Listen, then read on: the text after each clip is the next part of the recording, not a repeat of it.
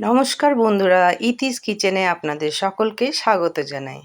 আজকে আমি দুর্দান্ত স্বাদের ঝুরঝুরে উপমার রেসিপি আপনাদের সঙ্গে শেয়ার করতে চলেছি। এই রেসিপিটা খুবই ভালো লাগে খেতে। আপনারা একবার হলে নিশ্চয়ই ঘরে ট্রাই করবেন।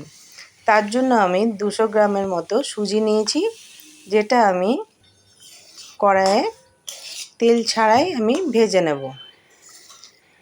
দেখুন আমার ভাজা হয়ে গেছে। এবার এই সুজিটাকে আমি একটা পাত্রে ঢেলে রাখবো। দেখতেই পাচ্ছেন কীরকম ভাজা হয়েছে। এটা আমি একটা পাত্রে ঢেলে রাখলাম। এটা লো ফ্লেমে আমি ভালো করে ভেজে নিয়েছি। তারপর ওই কড়াইয়ে আমি একটু সাদা তেল নিয়েছি, যার মধ্যে 1 চামচের মতো আমি ঘি দিয়েছি। আপনারা যদি ঘি না খেতে পছন্দ করেন তাহলে স্কিপ করতে পারেন। তার মধ্যে দিলাম একটুখানি সর্ষে আর 10-12টার মতো কারি পাত্তা। একটুখানি ভেজে তার মধ্যে আমি দিয়ে দিলাম 4টে কাঁচা লঙ্কা আমি কেটে রেখেছিলাম, সেটাও আমি এটা দিয়ে দিলাম। আপনারা যেরকম ঝাল পছন্দ করেন সেরকম দেবেন। একটুখানি ভাজার পর আমি 2টো পেঁয়াজ কেটে রেখেছিলাম মিডিয়াম সাইজের, সেটাও আমি দিয়ে দিলাম। আপনারা যদি পেঁয়াজ না খান তাহলে এটা স্কিপ করবেন।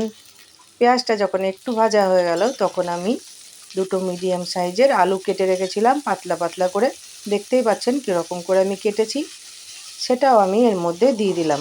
আর একটুখানি বরবটি কেটে রেখেছিলাম, সেটাও আমি দিয়ে দিলাম। এবার এগুলোকে ভালো করে আমি ভেজে নেব। আর এর সঙ্গে একটু বাদাম দিয়ে দিয়েছি, বাদামটাও এর সঙ্গে ভেজে নেব। কাঁচা বাদামই আমি দিয়েছি। এবার এগুলোকে সব ভালো করে ভেজে নিতে হবে।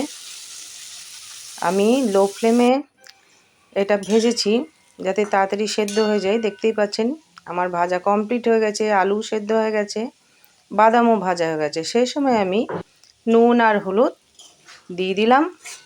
নুনটা আপনারা স্বাদের অনুসারে দেবেন, যেরকম নুন পছন্দ করেন। তারপর একটু মিশিয়ে নিয়েছি। এরপর যে সুজিটা আমি ভেজে রেখেছিলাম শুধু কড়াইয়ে তেল ছাড়া, সেই সুজিটা আমি এর মধ্যে দিয়ে দিলাম। এবার এটাকেও আমি মিশিয়ে নেব। এরকম করে আমি মিশিয়ে নিয়েছি। এটা খেতে দুর্দান্ত লাগে বন্ধুরা, একবার হলে নিশ্চয়ই ট্রাই করবেন। সব সময় একঘেয়েমি খাবার, জল খাবার তো পছন্দ হয় না, তাই সকালে বিকেলে যখন ইচ্ছা আপনারা খেতে পারেন। আর এর সঙ্গে আমি 1 টেবিল স্পুন চিনি দিয়ে দিলাম টেস্টটা ব্যালেন্স করার জন্য। তারপর 200 ml এর মতো আমি জল এর মধ্যে দিয়ে দিলাম। এই জলটাই কিন্তু মেন, কারণ জল যদি বেশি দিয়ে ফেলা হয় তাহলে কিন্তু এই উপমাটা চ্যাটচেটে হয়ে যাবে।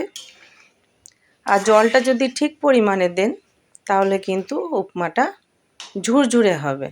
তাই 200 গ্রাম আমি সুজি নিয়েছি, আমি 200 ml জলটা দিয়েছি। আর লো ফ্লেমে কন্টিনিউ নাড়তে নাড়তে দেখুন জলটা পুরো শুকিয়ে গেছে। আর সুজিটাও আস্তে আস্তে দেখুন ঝুরঝুরে হয়ে যাচ্ছে। আর কতটা বেড়ে গেছে সুজিটা দেখুন। 200 গ্রাম সুজিটা অনেকটাই হয়েছে। এরকম করে কন্টিনিউ নাড়তে হবে।